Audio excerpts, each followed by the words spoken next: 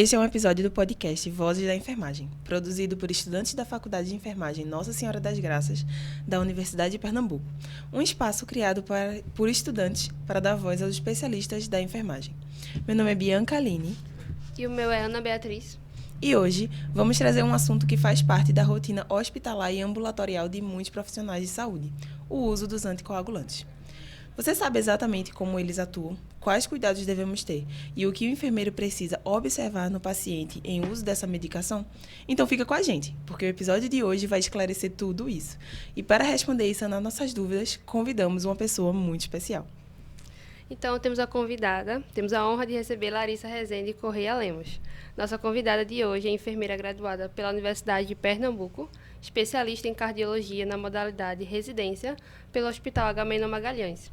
É pós-graduada em terapia intensiva pela Cefap e atualmente trabalha como intensivista na UTI do Hospital Memorial Star e na URCT do Hospital Agamenon Magalhães.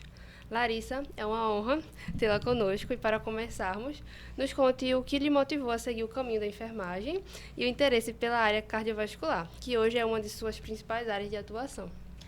Oi, gente, obrigada pelo convite. Então, acho que a minha maior influência foi a minha mãe. Ela também é enfermeira, então eu fui muito ao hospital com ela, eu vi muito ela trabalhando. Então, acho que a minha maior influência, assim, que me fez querer ser enfermeira foi vendo a minha mãe trabalhando.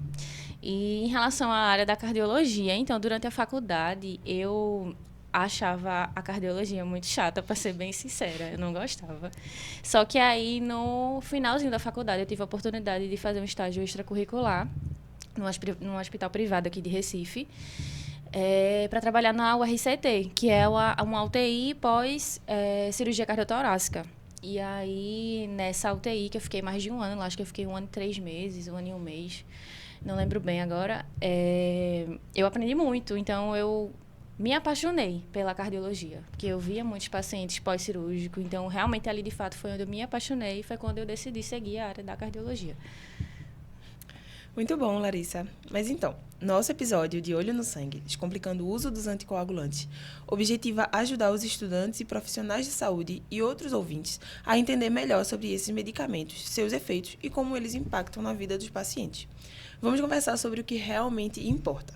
Como garantir o uso seguro, reconhecer riscos e promover o cuidado de forma eficaz e humana, além de trazer experiências práticas e mostrar a importância do papel da enfermagem nesse cuidado. Fique com a gente e aprofunde seus conhecimentos sobre os fármacos anticoagulantes. Então, para a primeira pergunta, fale um pouco sobre o que são os medicamentos anticoagulantes e seus tipos e como eles atuam. Então, os anticoagulantes, eles são medicamentos cuja função é prevenir a formação de trombos, agindo em algum momento da cascata de coagulação, né? Aquela famosa cascata de coagulação. Existem basicamente 3 tipos de anticoagulantes. Os antagonistas da vitamina K, que é a varfarina ou Marevan, as heparinas, que tem, dentro das heparinas tem as heparinas de baixo peso molecular, que é a Clexane, e as heparinas não fracionadas, e os anticoagulantes orais diretos, ou que a gente chama de DOACs. E aí, dentro desses DOACs, tem a rivaroxabana, a pixabana, edoxabana, dabigatrana, enfim. E aí, cada um vai... o mecanismo de ação de cada um é um pouco diferente. Então, a varfarina, ela atua de forma indireta. Então, ela é antagonista da vitamina K. A vitamina K, para a gente relembrar um pouquinho, ela vai produzir alguns fatores de coagulação, que são os fatores 2, 7, 9 e 10.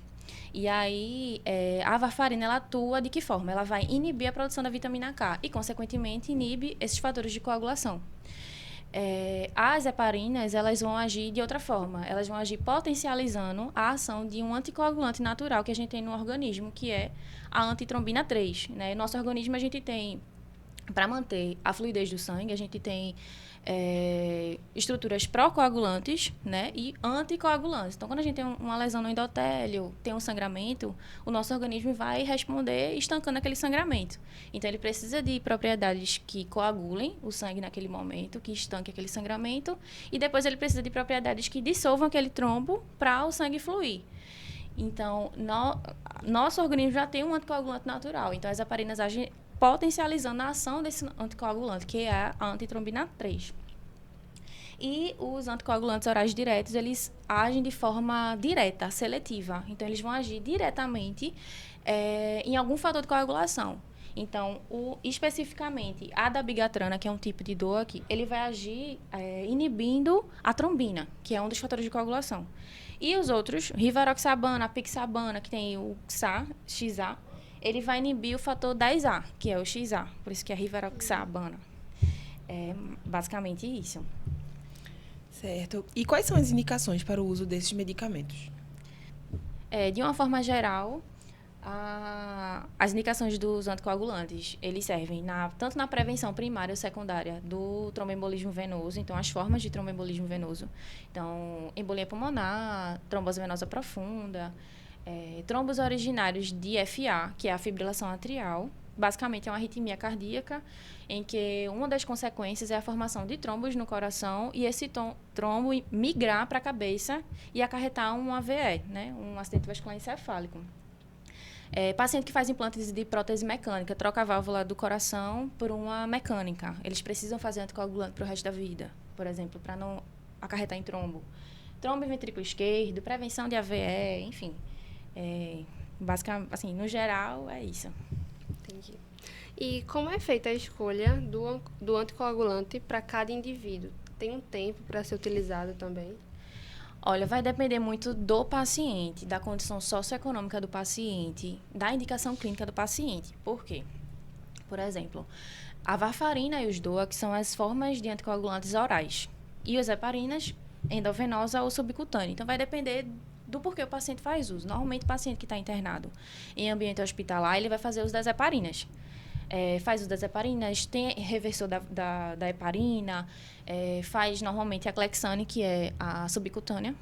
E pacientes que precisam fazer uso em casa de maneira contínua, né, diariamente, normalmente vão lançar mão de anticoagulantes orais. E isso vai depender, por exemplo, entre a varfarina e o DOAC hoje em dia, ele já mostraram que ele é mais eficaz que a varfarina. Na grande maioria das indicações. Então, ele tem menos risco de sangramento, ele tem uma segurança maior, uma eficácia melhor. Só que a varfarina, o preço médio da varfarina é R$13. O DOAC, sem ser o genérico, é entre 100 e 200. Um paciente que faz mensalmente é muito caro. Então, depende da condição socioeconômica do paciente e, enfim, de outros fatores. Em relação ao tempo, depende também da indicação clínica. Um paciente que tem prótese mecânica, ele vai fazer anticoagulante para o resto da vida. Porque essa prótese, ela pode ocasionar coágulos na prótese, no coração, e, enfim, levar para o sistema, trombosar aquela prótese. Então, é um risco muito grande não deixar esse paciente anticoagulado e ter que trocar essa válvula novamente. Então, ele vai fazer anticoagulante para o resto da vida. Paciente com FA, com fibrilação atrial, quando indicado, ele vai fazer anticoagulante também, por um bom tempo. Paciente que tem trombo no coração e ventrículo esquerdo, também, até dissolver esse trombo, enfim. Então, vai depender realmente da indicação. O paciente que está na UTI, normalmente, faz durante o momento que ele está na UTI, o momento que ele está hospitalizado. Então, realmente vai depender da indicação. Certo. E é muito comum a gente ouvir que os medicamentos anticoagulantes, eles afinam o sangue. Essa afirmativa é verdadeira? Veja, os anticoagulantes, eles não alteram a viscosidade do sangue, eles não alteram a espessura física do sangue, vamos dizer assim. Só que a gente fala afinar de uma forma, uma forma popular da gente fazer com que o paciente entenda o que a gente está falando. Então, muitos dos pacientes que a gente pega nos ambulatórios, enfim, são pacientes que têm baixa escolaridade, né? Então, para a gente se fazer entender, a gente utiliza essa expressão de afinar o sangue. Mas não afina o sangue, o que ele faz é mudar o tempo de coagulação, né? Deixar mais lentificado. Entendi. E quais são os principais riscos e os efeitos colaterais dos anticoagulantes? O principal risco, de fato, é o sangramento. Ponto. O sangramento. Mas, em relação assim, aos efeitos colaterais da medicação, o paciente pode cursar com náusea, vômito, constipação, disfunção renal, disfunção hepática, porque os anticoagulantes, eles O metabolismo dos anticoagulantes, ele é pela via hepática e a eliminação pela via urinária. Mas, assim, de uma forma geral, o que a gente tem que se atentar é o sangramento. Então, tanto sangramentos menores quanto sangramentos maiores. Então, sangramento gengival, epistáxio, que é o sangramento nasal, hematúria, paciente que cursa com sangue na urina, período menstrual prolongado. Então, assim, várias apresentações, vamos dizer assim, aparecimento de equimoses e hematomas pelo corpo, hemorragias oculares, hemorragia digestiva alta. Então, todas as formas de sangramento, acredito que seja o maior efeito colateral realmente do anticoagulante. É o que a gente tem que ficar mais de olho. E quando o paciente apresenta um sangramento relacionado ao uso de anticoagulante, qual a conduta da equipe de saúde? Essa pergunta também é um grande depende, porque o que é que diz a literatura? Quando a gente quando o paciente tem um sangramento pequeno, enfim, por exemplo, um epistáxio, um sangramento nasal que ele conseguiu conter mecanicamente, a gente não pede para o paciente suspender o anticoagulante, a gente deixa ele com o anticoagulante. Agora, se for um sangramento maior, aí a gente pede para não tomar mais.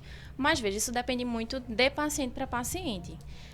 Por exemplo, minha realidade, eu fiz residência lá no Agamenon Magalhães e lá a gente tem um ambulatório de INR. Esse ambulatório é um ambulatório que a gente avalia mensalmente todos os pacientes que fazem uso da varfarina.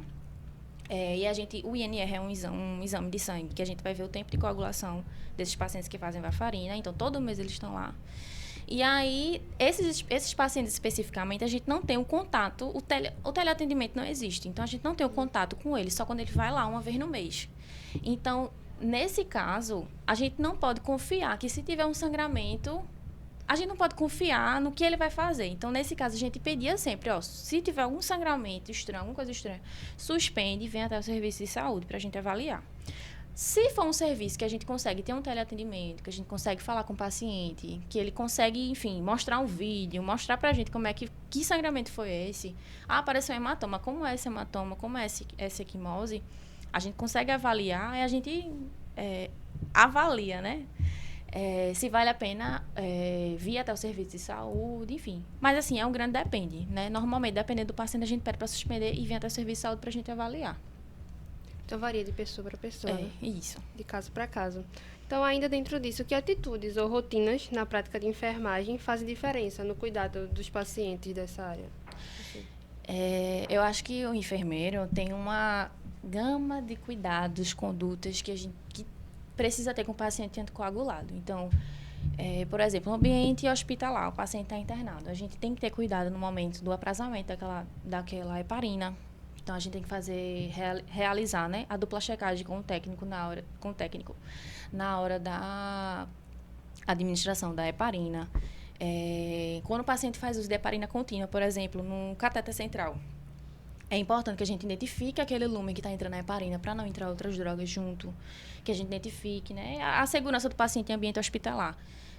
Pacientes que fazem uso de anticoagulantes orais, a gente precisa fortalecer a educação em saúde desse paciente. Então, a gente precisa orientar esse paciente o que é um sangramento, o que é estranho, o que ele deve se atentar, orientar quanto a situações de risco, para ele não se colocar em situações de risco, sempre andar calçado, utilizar barbeador elétrico, enfim, coisas que diminuem o risco dele se lesionar e sangrar, vamos dizer assim. E pacientes que fazem uso da varfarina, a varfarina, ela atua, como eu falei, inibindo a vitamina K. E existem alimentos, a maioria dos alimentos verdes, né, folhas, alface, couve, flor, enfim, folhas verdes, elas são ricas em vitamina K. Então, pacientes que fazem uso da varfarina e comem muito comidas ricas em vitamina K, corta o efeito da varfarina. Então, um desafio muito grande da gente no serviço é manter um equilíbrio desses alimentos para o paciente não, vamos dizer assim, não alterar muito o INR, que é o exame que a gente faz com o paciente varfarina. Então, apoio nutricional é muito importante, né, nesses casos. Outra coisa também muito importante em ambiente hospitalar, né, a gente precisa avaliar a função hepática desse paciente, como eu falei, a função urinária, né, porque o metabolismo é hepático e a eliminação do anticoagulante a eliminação é renal. E, por exemplo, eu preciso fazer um desbridamento nesse paciente, que ele tem uma lesão na sacra, um LPP na sacra, e aí eu não posso simplesmente chegar e passar a lâmina. Eu preciso ver se esse paciente está anticoagulado, se esse paciente, enfim, tem um risco de sangramento elevado, porque se ele tiver, não vale a pena. Na verdade, será que vale a pena pelo risco-benefício? E às vezes não vale. Então, passagem de sonda vesical, então, definição de condutas, tudo isso a gente tem que ficar de olho, porque passagem de sonda vesical a gente pode traumatizar a uretra do paciente, ele pode sangrar. Então, às vezes, quando ele está anticoagulado, dependendo se for uma anticoagulação plena ou não, ele tem um risco muito elevado de sangramento. Então, a gente tem que definir nossas condutas mediante também o uso do anticoagulante. E acho que é por aí. Tem muitas coisas. Certo, muito bom. E saindo um pouco dessa parte mais científica e técnica, você lembra de algum caso que te marcou e que mostra a importância desse tema na prática? Então, uma vez, já aconteceram algumas coisas que eu fiquei assim de olho, né? Que é bom a gente prestar atenção. Mas eu acho que o caso que mais me chocou foi um paciente, na época eu era residente, ele chegou para fazer uma troca de loja de marca-passo. Ele tinha um marca-passo em um local, infeccionou e ele precisava trocar aquele local. E aí o médico chegou, pegou o paciente e foi fazer. Só que esse paciente sangrava e não parava. Quando o enfermeiro, quem se atentou foi o enfermeiro de olhar a prescrição, ver os medicamentos que ele fazia uso e o paciente fazia uso de varfarina. E o médico não sabia. E aí esse paciente sangrou muito. A gente fazia compressões e esse paciente não parava de sangrar. Graças a Deus o paciente ficou bem, né? Nesse dia ele foi para UTI, inclusive, para a gente ficar observando ele direitinho. Ele ficou bem, mas assim, ele poderia ter tido um choque hipovolêmico, ele realmente sangrou muito. No final ele ficou com um hematoma gigante no local que ele colocou o marca-passo, inclusive poderia até infeccionar a nova loja do marca-passo, mas ele ficou bem. Mas assim, foi uma coisa que me chocou muito, porque realmente eu vi, meu Deus do céu, tem que ter muito cuidado com o paciente que faz anticoagulante. Realmente. E, na sua opinião e com teus conhecimentos, né, como é que a tecnologia ou a educação em saúde tem influenciado esse tipo de cuidado? Ainda precisa avançar nesta área? Veja, em relação à tecnologia, eu acho a tecnologia realmente é muito importante. Por exemplo, quando a gente entra no prontuário do paciente eletrônico e a gente se depara com a prescrição dizendo que o paciente faz uso de heparina e que aquele medicamento é potencialmente perigoso. Então, isso já dá um alerta, um estalo na gente que é profissional de saúde. Quando a gente abre a tela do sistema daquele paciente, mostra que a heparina ela tem interação medicamentosa com outros medicamentos, para a gente ficar de olho. Eu vejo muita importância da educação em saúde quando a gente vê um paciente bem orientado em relação ao anticoagulante e um paciente que não é bem orientado. Ou porque a equipe não orientou bem, ou porque ele mesmo tem a questão da baixa escolaridade, não entende muito bem. Então, realmente é muito importante, né? A evolução do paciente, quando ele é bem orientado, por exemplo. Em relação ao avanço na área, eu acho que uma coisa que eu acho que deveria avançar muito, que hoje em dia já tem vários serviços é o teleatendimento. E eu penso no teleatendimento mais para a minha realidade, que foi o Agamenon Magalhães. Porque lá a gente não tinha teleatendimento de paciente. Tipo assim, a gente acompanhava os pacientes em uso de anticoagulante da varfarina mensalmente. O paciente, todo mês, ele ia lá no Agamenon, colhia sangue para avaliar o NR, passar 10 minutos na consulta e ir embora. Então, assim, isso ele perdia a manhã inteira. Então, eu acho que uma coisa que falta é realmente fazer esse teleatendimento. É fazer o paciente em casa, de alguma forma, enfim, mostrar pra gente o exame de sangue, ele fazer o exame de sangue no lugar mais próximo dele, mostrar pra gente o exame de sangue e a gente dizer, não, tá bom, tá na faixa de normalidade, tá tudo bem, não tá na faixa de normalidade, vamos alterar a medicação, enfim, que essa parte é mais médica, né? Mas vamos melhorar a orientação e a educação em saúde desse paciente. Eu acho que o avanço precisa ser daí. Existem serviços com teleatendimento hoje em dia, mas não são todos. E como você acha que a equipe pode se organizar melhor para garantir um cuidado de qualidade? Eu acho que, assim, pensando muito no ambiente hospitalar, né? Fortalecendo a educação em saúde dos pacientes e do acompanhante. Fortalecendo a educação continuada no serviço. Então, sempre fazendo ações, enfim, palestras para a equipe de saúde, né, para enfermeiro, para técnico, realizar sempre a dupla checagem com o técnico de enfermagem, mas assim, se juntar, né, pensando no cuidado integral do paciente. Sempre pensar ele como um todo, né? É isso. E, para finalizar, que dicas você deixa para profissionais e estudantes que querem se aprofundar mais nesse assunto? Eu acho que a dica é estudem. Estudem, acho que se preparem. É muito importante que a gente entenda na prática, né, o tipo de paciente que a gente está lidando. O que é que aquela medicação faz no paciente? É importante que a gente avalie o paciente como um todo, que a gente saiba os efeitos colaterais daquela medicação, que a gente saiba contestar a prescrição médica quando necessário. Quando estiver faltando, o paciente precisa de profilaxia de TEV e está faltando. Você precisa contestar o médico, o que prescreve é o médico, mas quem administra é a gente precisa contestar. Em relação por exemplo, o paciente intercorreu com sangramento. Então, vá até o paciente, avalie, não deixe isso para a função médica. Então, vá, avalie, veja seu paciente como um todo. E acho que é isso. Certo, então, quando falamos de anticoagulantes, falamos de prevenção, responsabilidade e acompanhamento. O enfermeiro tem um papel central em garantir a segurança do paciente e o sucesso do tratamento. Cada orientação e cada olhar atento faz a diferença. Agradecemos a convidada Larissa Rezende por ter aceitado participar do nosso podcast. Foi um prazer discutir o tema com você e agradeço a oportunidade de ouvir a sua perspectiva sobre o assunto. Foi muito bom e esse foi mais um episódio do podcast Vozes da Enfermagem e seu espaço para aprender e discutir sobre o papel da enfermagem no cuidado seguro. Se você gostou, compartilhe com seus colegas e fica acompanhando nossos próximos episódios. Tchau, Obrigada, meninas.